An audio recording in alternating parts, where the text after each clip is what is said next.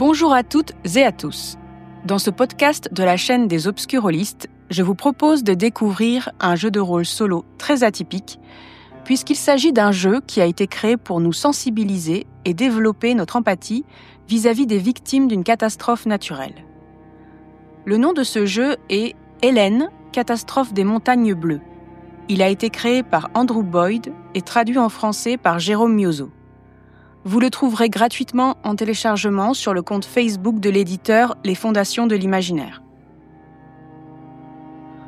Andrew Boyd, l'auteur de ce jeu, a décidé de le créer face à son constat du manque total d'empathie et de compréhension de certaines personnes face à ce que vivent les victimes d'une catastrophe naturelle, comme la perte d'êtres chers, de son habitat, de ses biens, de tout ce qui a été détruit par ce phénomène. Inondations, tempêtes, incendies, etc. Concrètement, c'est suite à l'ouragan Hélène, qui a sévi dans le sud-est des États-Unis en septembre 2024, qu'il a écrit ce jeu. Personnellement, j'ai décidé d'y jouer car j'estime que tant que l'on n'a pas été confronté directement à ce genre de situation, on ne peut pas vraiment se rendre compte de ce que l'on pourrait ressentir. Bien sûr, cela reste un jeu, mais en incarnant un personnage dans une situation donnée, nous sommes invités à se mettre à la place d'eux. De plus, j'ai déjà eu une expérience similaire à laquelle je ne m'attendais pas du tout et qui m'avait bouleversée. Lors d'une partie d'un one-shot qui s'est déroulé dans la période du Far West, j'incarnais une femme d'origine indienne. Les deux autres joueurs étaient des hommes blancs. On devait tous les trois mener une enquête dans une petite ville et donc interroger ses habitants. Lorsque les résidents de cette ville refusaient de s'adresser à mon personnage, rien qu'en me voyant, préférant parler avec leurs semblables, j'ai eu un choc, un aperçu de ce qu'une personne peut subir chaque jour juste à cause de sa différence. Cette expérience a vraiment renforcé mon empathie. C'est pourquoi j'ai été interpellée par le concept de ce jeu et ai décidé de le tester. Ce jeu de rôle solo, à l'aide de cartes, simule toutes vos ressources de départ, votre situation familiale, votre habitat, votre santé et à quel point vous étiez préparé ou non à la catastrophe. Vous le verrez dans le récit de ma partie, je trouve que j'ai été plutôt chanceuse sur les éléments de départ. Par conséquent, la survie de mon personnage face à la catastrophe n'a pas été trop violente. Ce jeu reste une expérience personnelle, aussi je vous invite à le tester par vous-même. Évidemment, j'invite aussi les personnes sensibles face à ce type de thème à ne pas écouter ma partie. Pour les autres, je vous souhaite une bonne écoute.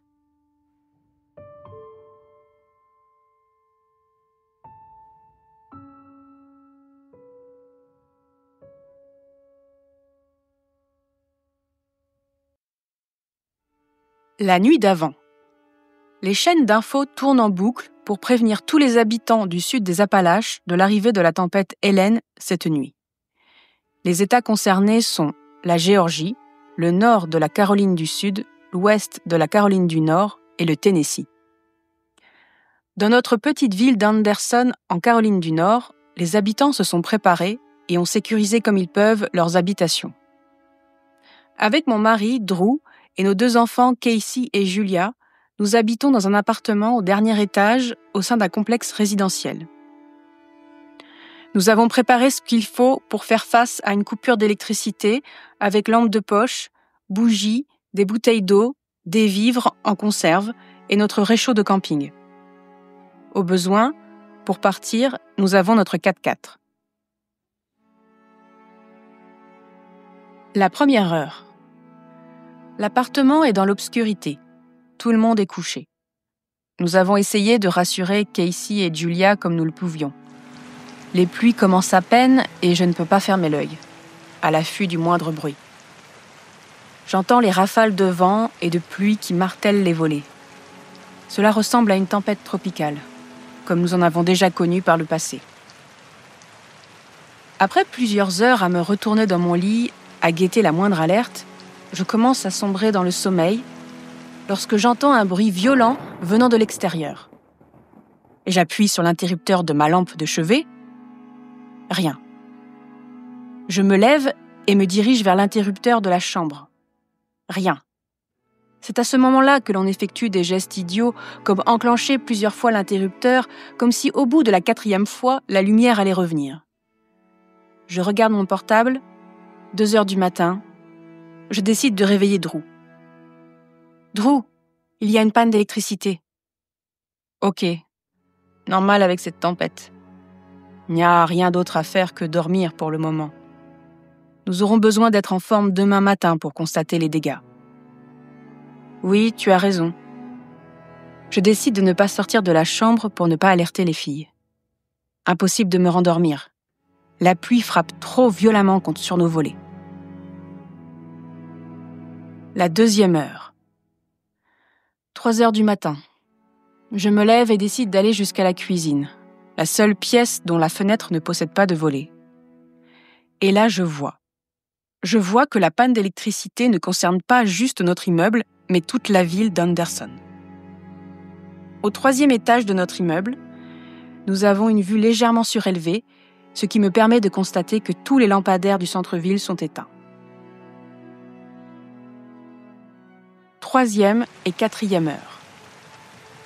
Je suis assise là, à regarder le déluge qui s'abat dehors. Dans l'obscurité, les arbres plient sous les rafales de vent. L'eau monte et recouvre les routes. Quelques SUV s'y aventurent malgré tout. Sont-ils inconscients ou désespérés ?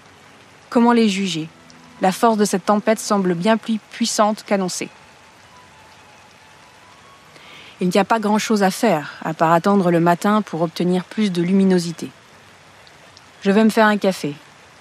Mais impossible d'utiliser la cafetière sans électricité.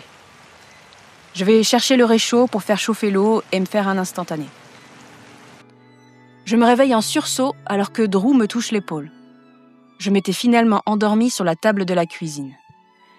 Il me dit « Désolé de t'avoir réveillé ainsi. Tu as dormi dans la cuisine toute la nuit ?» J'ai dû m'assoupir il y a peu.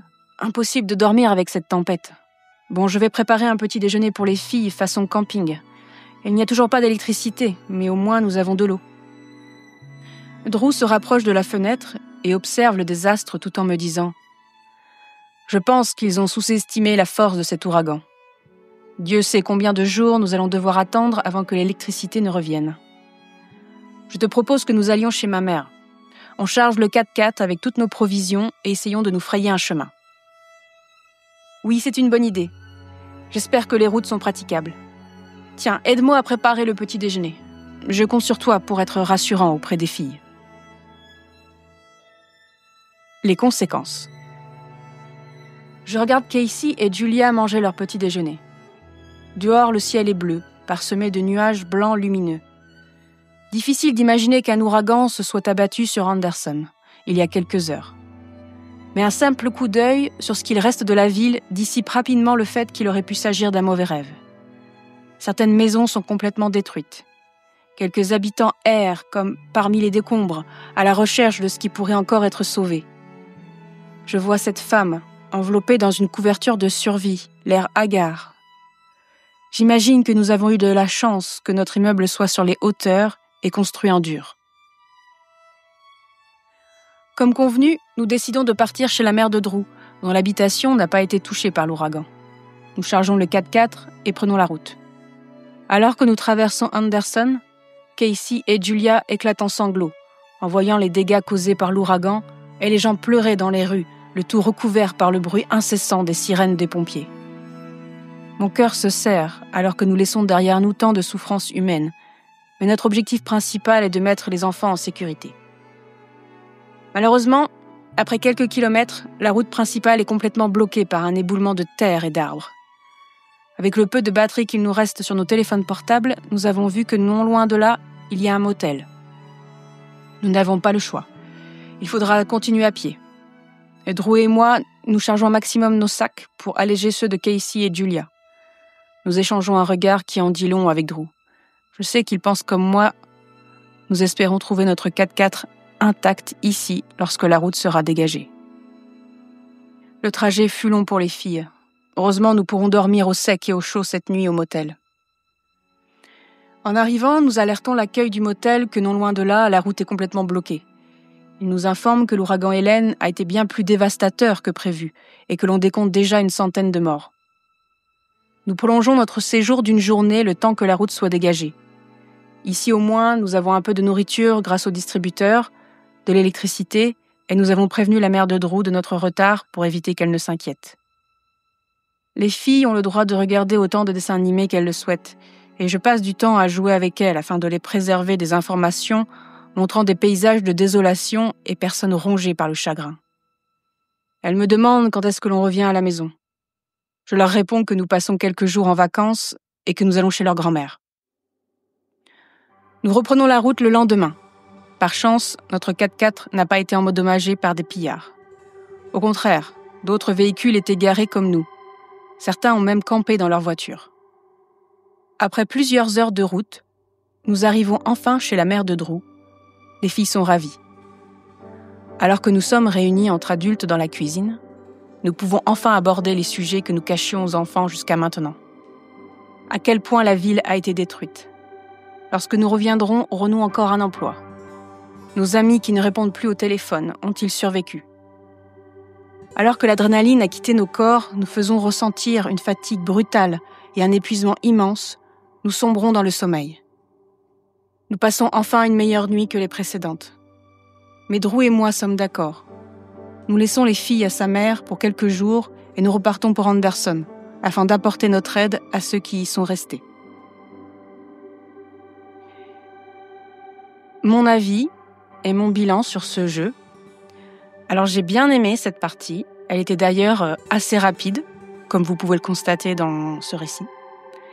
Au départ, j'ai eu beaucoup de chance au niveau du tirage des cartes, car je n'ai pas eu d'inondation, mon personnage n'avait pas de maladie chronique, il n'y a pas eu de disparition d'un des membres de la famille, et le fameux 4x4, qui est aussi un matériel tiré dès le départ, nous a permis de quitter rapidement la zone touchée sans électricité pour mettre toute la famille à l'abri.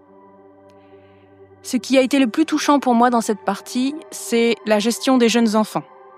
Comment les parents doivent protéger un maximum leurs enfants de l'horreur et de l'angoisse causée par la situation de catastrophe naturelle. Je vous rappelle que ce jeu est disponible gratuitement sur le site de Pandion Games en anglais ou traduit en français par Jérôme Miozo, dont le lien se trouve sur une publication du compte Facebook des Fondations de l'Imaginaire. Merci et à bientôt sur la chaîne des Obscurolistes.